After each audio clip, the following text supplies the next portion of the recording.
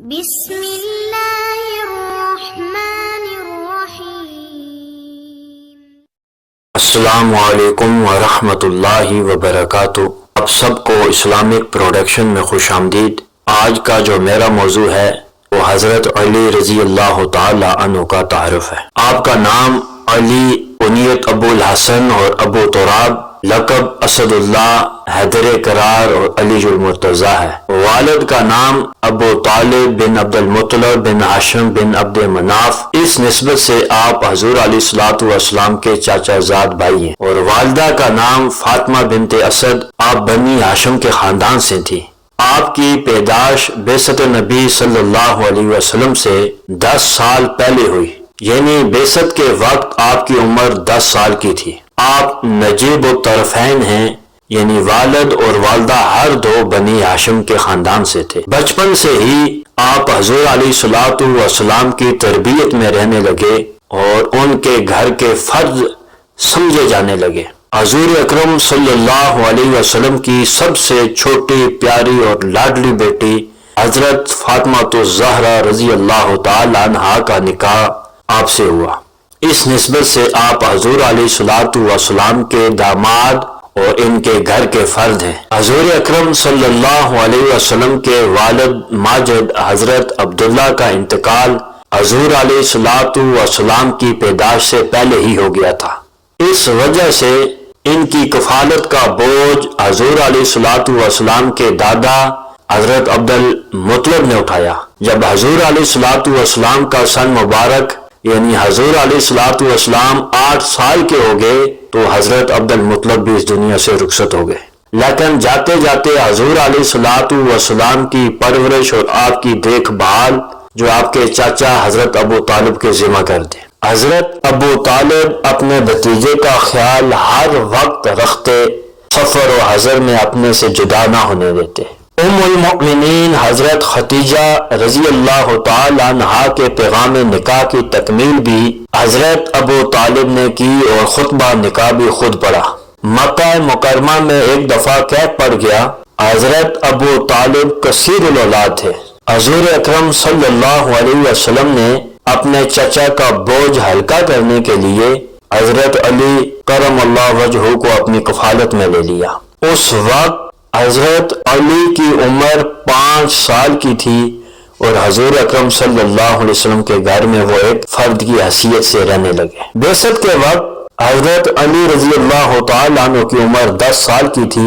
ایک روز انہوں نے حضور اکرم صلی اللہ علیہ وسلم اور حضرت ختیجہ الکبریٰ کو نماز پڑھتے دیکھا۔ طفلانہ انداز میں پوچھا کہ آپ کیا کر رہے تھے؟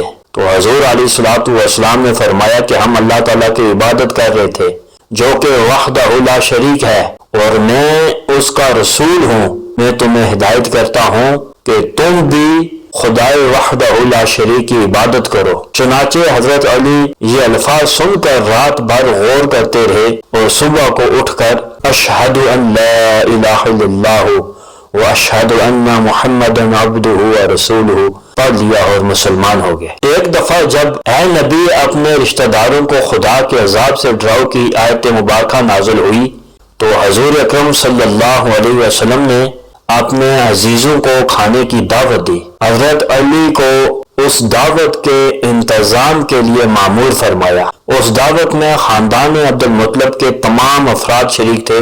کھانے سے فارغ ہونے کے بعد حضور اکرم صلی اللہ علیہ وسلم نے شرکائے مجلس کو مخاطب کر کے فرمایا کہ ہے آل مطلب، خدا کی قسم میں ایک ایسی نعمت لے کر آیا ہوں جو دین اور دنیا دونوں کے لیے کافی ہے۔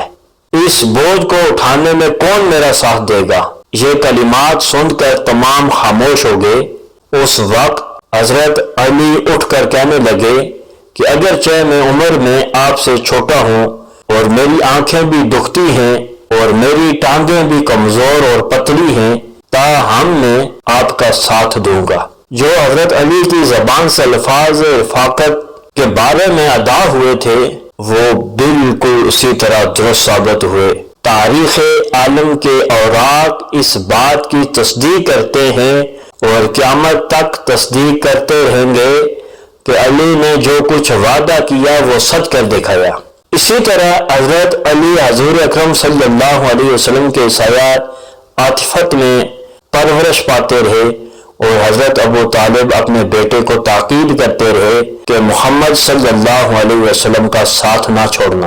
ایک دفعہ حضور اکرم صلی اللہ علیہ وسلم اور حضرت علی کرم اللہ وجہ ایک پہاڑ کے پیچھے نماز ادا کر رہے تھے کہ حضرت ابو طالب جو ہے پاس سے گزرے۔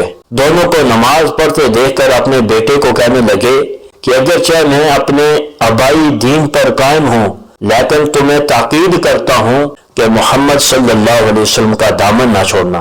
کفار مکہ نے جب دیکھا کہ حضور علیہ الصلوۃ والسلام ان کے خداؤں کو برا بھلا کہتے ہیں اور خدائے وحدہ لا شریک کی طرف سب کو بلاتے ہیں، اور لوگ بھی ان کی دعوت کو قبول کر کے ان کے گروہ میں شامل ہو رہے ہیں، تو وہ حضرت ابو طالب کے پاس گئے اور کہنے لگے کہ اپنے اس بھتیجے کو روک دو کہ وہ ہمارے بتوں کو برا بھلا نہ کہیں، اور یا آپ درمیان سے ہٹ جائیں، ہم خود ان سے نپٹ لیں گے۔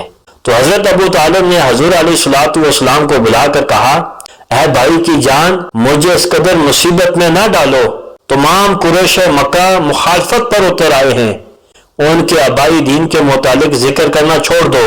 تو یہ سن کر حضور علیہ الصلوۃ والسلام کی آنکھوں میں آنسو آ گئے، اور آپ فرمانے لگے کہ ہے چچا، اگر یہ لوگ میرے دائیں ہاتھ پر سورج اور بائیں ہاتھ پر چاند بھی لا کر رکھ دیں تب بھی میں تبلیغ سے باز نہیں آؤں گا، خواہ اس راستے میں میری جان ہی کیوں نہ چلی جائے۔ ان الفاظ کو سن کر حضرت ابو طالب بہت زیادہ متاثر ہوئے اور کہنے لگے کہ ہے میرے بھتیجے، اپنا کام کیے جاؤ، میں تمہارے ساتھ ہوں۔ چنانچہ کفار مکہ نے بنو عبد المطلب سے معاشی اور سیاسی جو ہے تعلق ختم کیا، تو حضرت ابو طالب اپنے کنبہ کے افراد کو لے کر شہر سے باہر چلے گئے اور ایک گھاٹی میں مقیم ہو گئے، اور یہ جو ہے انہوں نے تعلق توڑا تھا یہ 3 سال تک رہا۔ اس گھاٹی کا نام بعد میں شب ابی طالب پڑ گیا۔ حضرت علی بھی ان تمام مصائب کو برداشت کرتے رہے۔ آخر 10 نبی میں حضرت ابو طالب کا انتقال ہو گیا۔ انہوں نے آخری دم تک اسلام تو قبول نہیں کیا، لیکن زندگی بھر حضور اکرم صلی اللہ علیہ وسلم کی طرفداری کی۔ اسی سال امیر المؤمنین حضرت خدیجہ الکبریٰ کا بھی انتقال ہو گیا۔ حضور اکرم صلی اللہ علیہ وسلم کو یکے بعد دیگرے 2 عظیم صدمے برداشت کرنے پڑے۔ صحابہ کرام اس سال کو عام الحزن کے نام سے، یعنی غم کا سال سے یاد کرتے تھے۔ حضرت ابو طالب کی طرفداری اور تعاون کے نہ ہونے کی وجہ سے کفار مکہ کے حوصلے حضور علیہ الصلوۃ والسلام کو اذیت پہنچانے میں بہت بڑھ گئے۔ آخر متواتر تکالیف برداشت کرنے کا یہ اثر ہوا کہ اللہ تعالیٰ نے یثرب والوں کو ہدایت پر لانے کے لیے یثرب کی زمین ہموار کر دی، اور حضور علیہ الصلوۃ والسلام کے حکم سے مسلمان یثرب کو ہجرت کرنے لگے، اور وہ ساعت بھی آ گئی جب حضور علیہ الصلوۃ والسلام کے ساتھی یثرب کو ہجرت کر گئے۔ صرف حضرت ابو بکر صدیق اور حضرت علی 2 صحابی حضور علیہ الصلوۃ والسلام کے حکم سے مکہ مکرمہ میں رہ گئے، جن میں سے ایک کو رفاقت کا شرف حاصل ہوا اور دوسرے کے حصے میں حضور علیہ الصلوۃ والسلام کے بستر پر لیٹنے کا اعزاز حاصل ہوا۔ یوں تو اس مقررہ رات کو حضور اکرم صلی اللہ علیہ وسلم کے بستر پر لیٹنا کوئی آسان کام نہیں تھا۔ اس رات وہ بستر حقیقی طور پر مقتل بنا ہوا تھا، اور لیٹنے والا خوب سمجھتا تھا کہ یہ بستر قریش مکہ کی تلواروں اور ترچھوں کا نشانہ بننے والا ہے، لیکن شیر خدا علی المرتضیٰ نے نہایت خوشی سے اس بستر پر لیٹنے کی آمادگی ظاہر کی۔ جب صبح علی المرتضیٰ نہایت اطمینان سے بستر سے اٹھنے لگے تو معاصرین نے انہیں آن گھیرا اور پوچھا کہ محمد صلی اللہ علیہ وسلم کہاں ہیں؟ حضرت علی کرم اللہ وجہ نے بے تکلف فرمایا کہ مجھے کیا خبر کہاں ہیں، تمہیں معلوم ہونا چاہیے، جو پہرا دیتے رہے ہیں تمام رات آرام سے لیٹا رہا۔ یہ جواب سن کر قریش مکہ نے حضرت علی کو تھوڑی دیر کے لیے اپنے اثار میں رکھا، پھر چھوڑ دیا، کیونکہ ان کا مقصد حضور علیہ الصلوۃ والسلام کو نعوذ باللہ قتل کرنا تھا۔ حضور اکرم صلی اللہ علیہ وسلم کے سپرد کی ہوئی امانتیں حضرت علی کرم اللہ وجہ نے جو کہ تو ان کے اصل مالکوں کو پہنچا دی۔ امانتوں کو سپرد کرنے کے بعد حضرت علی مدینہ منورہ کی طرف روانہ ہوئے اور شب و روز کی مسافت طے کرنے کے بعد حضور اکرم صلی اللہ علیہ وسلم کی خدمت اقدس میں حاضر ہو گئے۔ رمضان المبارک میں غزوہ بدر کا واقعہ پیش آیا۔ عتبہ بن ربیعہ کی دعوت مبارزت پر جب انصار کے 3 نوجوان میدان میں اترے تو عتبہ بن ربیعہ نے چیخ کر کہا کہ محمد مقابلے میں ہمارے جوڑ کے آدمی تو بھیجو۔ چنانچہ حضور علیہ الصلوۃ والسلام نے عتبہ بن ربیعہ کے مقابلے میں حضرت امیر حمزہ اور ولید بن عتبہ کے مقابلے میں حضرت علی اور شیبہ بن عتبہ کے مقابلے میں حضرت ابو عبیدہ کو بھیجا تو اس پر عتبہ بن ربیعہ کہنے لگا کہ یہ مقابلہ کے جوڑ ہے۔ حضرت امیر حمزہ رضی اللہ تعالی عنہ اور حضرت علی نے اپنے اپنے مد مقابل کو مار گرایا، لیکن شیبہ نے حضرت ابو عبیدہ کو زخمی کر دیا، مگر حضرت علی نے بڑھ کر شیبہ کو بھی قتل کر دیا۔ اسی سال حضور اکرم صلی اللہ علیہ وسلم نے حضرت فاطمہ الزہرا رضی اللہ تعالی عنہا کا نکاح حضرت علی سے کر دیا۔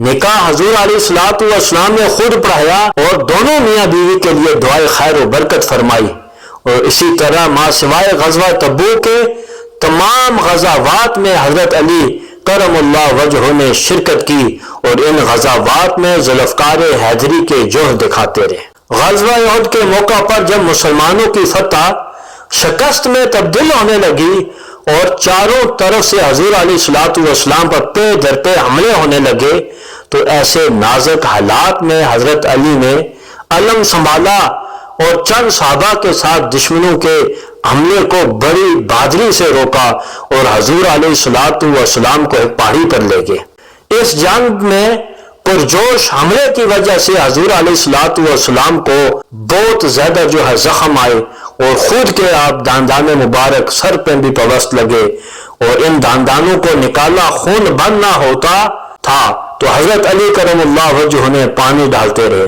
اور حضرت فاطمہ الزہرا رضی اللہ تعالی عنہا نے زخموں کو دھونا شروع کر دیا۔ جب خون پھر بھی بند نہ ہوا تو چٹان جلا کر اس کی راکھ سے وہ زخم بند کر دیا۔